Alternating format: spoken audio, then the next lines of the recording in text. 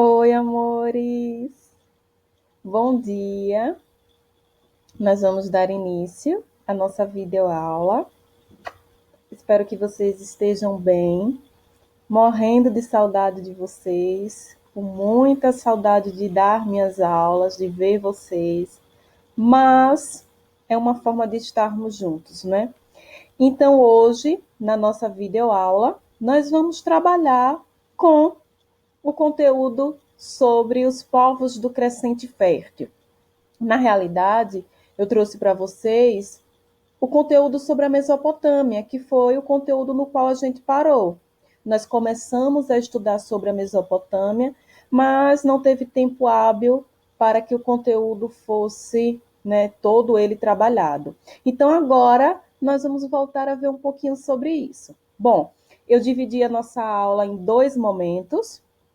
Na primeira parte, nós vamos observar as características gerais da Mesopotâmia, e no segundo momento, nós vamos trabalhar os povos que viveram na Mesopotâmia.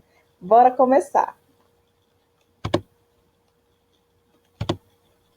Bom, de início, quero trazer para vocês aqui a localização. Vamos relembrar um pouquinho essa nomenclatura que é utilizada, crescente fértil. Vocês já ouviram falar sobre isso? Povos do crescente fértil. Quero que vocês observem a imagem, observe o mapa. Está sinalizado aí a região que corresponde ao crescente fértil. E, como eu já disse a vocês em sala de aula, só para relembrarmos, essa região do Oriente, ela recebe essa nomenclatura, por quê?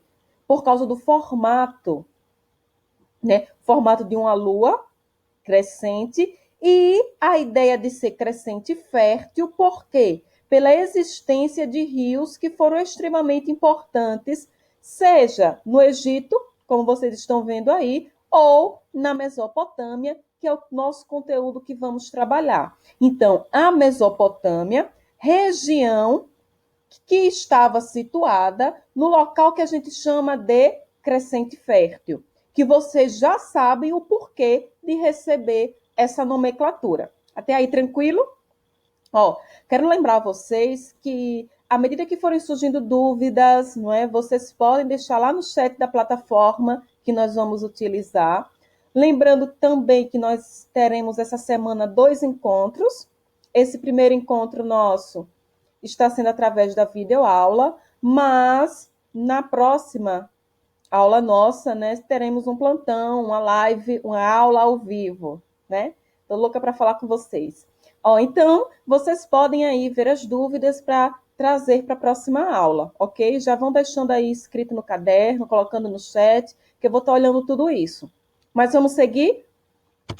Bom, ainda sobre a localização da Mesopotâmia, aqui eu quero trabalhar com vocês a nomenclatura. Mesopotâmia, Qual o significado desse termo? Terra entre rios. Por que ela recebia esse nome? Pelo óbvio. Olhem aí no mapa, a Mesopotâmia está aí em vermelho. Vocês vão observar aí no mapa que ela está entre dois rios, que foram extremamente importantes para o desenvolvimento dos povos que ali viveram. Nós temos aí os rios Tigre e Eufrates. Também eu quero chamar a atenção de vocês que os povos que passaram para viver nessa região, uma região que se tornou uma região fértil graças à existência desses rios, os povos que migraram para a região da Mesopotâmia migravam principalmente para a região centro-sul. Por que região centro-sul? Porque era a região na qual existiam planícies férteis, onde a sobrevivência seria mais fácil. Então, até aí, tranquilo? Mesopotâmia, região, terra, entre rios. Os dois rios importantes da Mesopotâmia, rios Tigre e Eufrates. Bom, hoje, o território da Mesopotâmia corresponde principalmente ao país Iraque, como vocês podem observar aí no mapa. Então, com relação à localização, vocês já estão cientes. Mesopotâmia, na região do Crescente Fértil, acabou recebendo essa denominação porque foi um local que estava situado entre dois grandes e importantes rios, Tigre e Eufrates. Esses rios foram extremamente importantes porque acabavam deixando a região, possibilitando a fertilidade do solo, né, a partir de suas cheias. Os povos que migraram para a Mesopotâmia, então, queriam se aproveitar da fertilidade do solo, então optavam por viver principalmente na região centro-sul. Tranquilo? Bora seguir? Vamos para a economia. Bom, quando a gente fala em Mesopotâmia, já falamos aqui rios importantes, Tigre, Eufrates. Então, eu já sei também que naquela região a principal atividade econômica era a agricultura, certo? Então eu tinha uma economia agrária e também pastoril, né? A criação de animais. Vocês podem observar aí na imagem, certo? No que diz respeito à agricultura, principalmente trigo, cevada, quase não sai, né? Mas eles cultivavam principalmente o trigo, a cevada, certo? E criavam animais que também utilizavam, né, no seu dia a dia, seja para transporte de mercadoria, seja como alimentação. A produção cada vez maior de produtos agrícolas acabou gerando um excedente. E o que fazer com esse excedente agrícola? É aí que o comércio começou a se desenvolver. A segunda característica que eu coloquei aí para gente, desenvolvimento do comércio. Então, o comércio lá na Mesopotâmia, graças à produção em excesso, à produção agrícola em excesso, ele começou a se desenvolver. Lembrando o seguinte, quando eu falo em comércio na Mesopotâmia, eu não estou falando da venda dinheiro, eu estou falando da troca de produtos. É tanto que o desenvolvimento comercial não ficou restrito à questão agrícola. Eles começaram a comercializar com outros povos recursos que eles não possuíam, como marfim, estanho, cobre. Então, o desenvolvimento comercial se aprimorou cada vez mais na Mesopotâmia, lembrando, através da troca de produtos. E quem trabalhava? Como era o sistema de trabalho na Mesopotâmia? Era o que a gente chama de servidão coletiva. Por que servidão coletiva? Porque toda essa propriedade que vocês estão vendo aí pertencia ao Estado. E as pessoas trabalhavam nas terras do Estado. Então, é o que a gente conhece como servidão coletiva. Até aí, tranquilo? Vamos para a sociedade. Bom, na Mesopotâmia, nós tínhamos uma sociedade desigual, formada por vários grupos, uma sociedade hierarquizada, certo? Naquela sociedade hierarquizada, coloquei aí em forma de pirâmide para facilitar o entendimento para vocês, mas no topo da sociedade eu tinha a figura do rei, que lá na Mesopotâmia ele acabava recebendo o título de patese, ok? Então, todas as vezes, vamos lá, que vocês peguem aí uma questão para responder. E nessa questão fala sobre patese, eu já sei que está falando sobre o rei. Era a denominação, o título dado ao rei lá na Mesopotâmia. Bom, abaixo vocês têm aí os sacerdotes, nobres, chefes militares, fiscais, escribas, comerciantes. Por fim, camponeses, soldados, artesãos, escravos. Aí nós temos os grupos sociais que compunham a sociedade da Mesopotâmia. Lá no finalzinho, quando eu falo para vocês escravos, quem era escravo na Mesopotâmia? Principalmente os prisioneiros de guerra, certo? Então, escravo na Mesopotâmia, principalmente prisioneiros de guerra. Porém, existia também a escravidão por dívida. Alguns chegavam a ser escravizados por dívida. Então, não esquecer. Sociedade, eu tenho uma sociedade hierarquizada, uma sociedade marcada pela desigualdade, uma sociedade na qual o rei, o patese, comandava. Vocês vão ver um pouquinho mais adiante que esse rei, ele era tido como um deus. Até aí, tranquilo? Então, aí vocês têm os grupos sociais que fizeram parte da Mesopotâmia, região que hoje corresponde ali principalmente ao Iraque. Bom, política. Vamos lá. Quero que vocês observem o mapa. E a primeira característica que eu coloquei aí para vocês, cidades e estados. Já falei esse termo para vocês em sala várias vezes. E espero que vocês estejam lembrados, né? E aí, o que é uma cidade-estado? Bora lá? Tá. Cidades com autonomia, independentes, uma não dependia da outra, tinha o seu regime próprio, certo? Então, aí no mapa, tem assinalado para a gente algumas das principais cidades-estados da Mesopotâmia. Nínive, Assur, Lagash, Babilônia, Uruk, Nippur. Então, todas essas cidades aí tinham outras, ok? Mas é o que a gente chama de cidade-estado.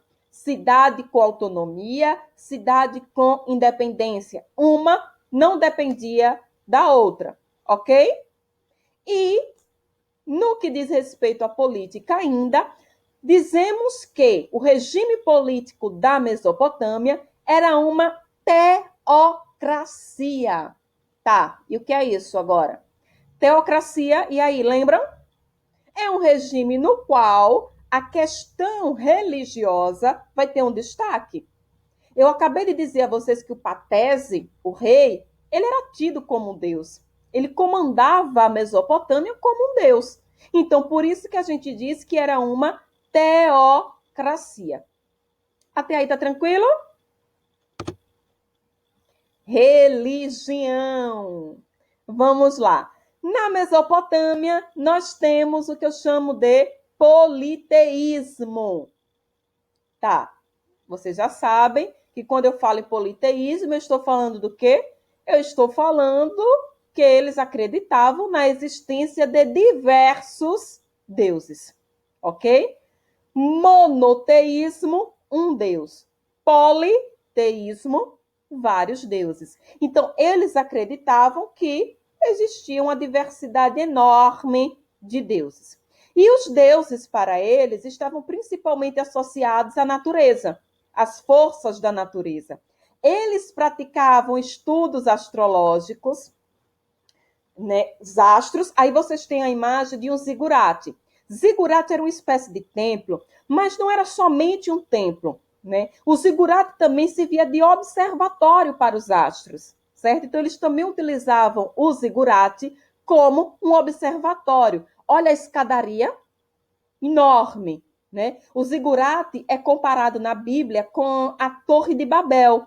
Vocês acreditam que vocês já ouviram a história bíblica da Torre de Babel, né? No homem querer alcançar o céu e aí a confusão de línguas. Pronto. Devido à altura do zigurate, ele foi comparado à Torre de Babel. Mas vamos voltar aqui. Eles acreditavam muito também. Já ouviram falar dos signos? Signos do zodíaco, né? Pronto. Eles acreditavam nisso. Esses signos, eles surgem lá desde a Mesopotâmia, né? Eu não acredito muito, não, mas acredito que alguns de vocês aí seguem esses signos. Ai, meu signo é tal, com ascendente em tal. Bom, se eu acreditasse, meu signo seria Gêmeos. Já ouvi dizer que melhor pessoa não há, né? Enfim.